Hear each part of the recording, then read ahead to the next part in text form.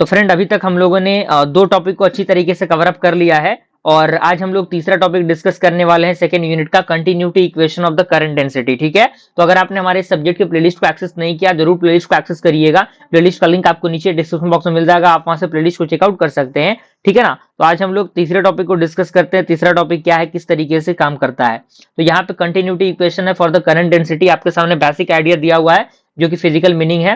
तो इसके अंदर कह रहा है कि the continuity equation express the law of conservation of electric charge, यानी जो आपका कंटिन्यूटी इक्वेशन है जो एक्सप्रेस करता है किसके, जो आपका लॉ होता है कंजर्वेशन ऑफ इलेक्ट्रिक चार्ज का, उसको। ठीक है, और यहाँ पे कह रहा है दूसरा पॉइंट कि charge can neither be created non destroyed, यानी आपको पता है कि चार्ज को ना ही बनाया जा सकता है और ना ही डिस्ट्रॉय किया जा सकता है, बस चार्ज को एक फॉर्म से दूसरे फॉर्म में क्या किया जा सकता है, कन्वर्ट किया जा सकता है।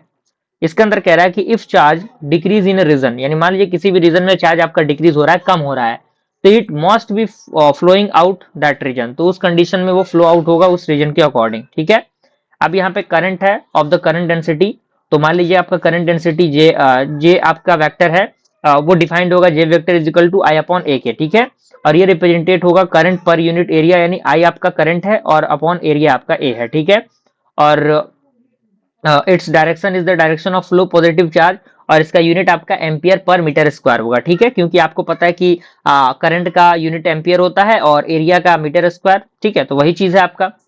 दूसरा हमारा है डेरिवेशन ऑफ कंटिन्यूटी इक्वेशन, तो डेरिवेशन आपका दिया हुआ है क्योंकि कई बार एग्जामिनेशन में डेरिवेशन में पूछ देता है, तो बी वेरी प्रिपेयर, हमें हर हिसाब से प्रिपेयर रहना चाहिए। तो यहाँ पे कंसिडर करेंगे हम लोग वॉल्यूम बी को और सरफेस एरिया एस को। यहाँ पे हम रो लेंगे चार्ज के डेंसिटी के अकॉर्डिंग, और जे जो आपका वेक्टर होगा वो करंट डेंसिटी होगा।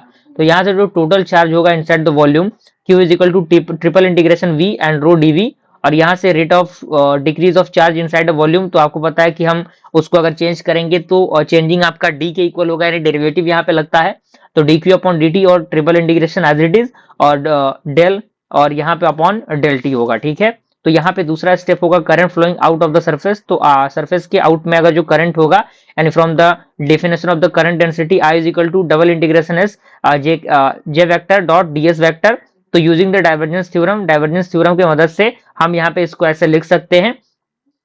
तीसरा स्टेप में हमें करना होगा कंजर्वेशन ऑफ चार्जेस, यानी चार्ज का कंजर्वेशन, तो यहाँ पे जो rate of decrease of charge होगा इनसाइड द वॉल्यूम वो किसके इक्वल होगा, करंट फ्लोइंग आउटसाइड, यानी इनसाइड और आउटसाइड दोनों क्या होंगे, बराबर होंगे। तो इनसाइड में आपका ये है, आउटसाइड में ये है, तो दोनों को अगर हम कहीं ना कहीं ऐड करते हैं तो कुछ चीजें कैंसिल आउट होंगी, तो del rho upon del T plus backward of del operator dot J J vector is equal to zero के इक्वल होगा।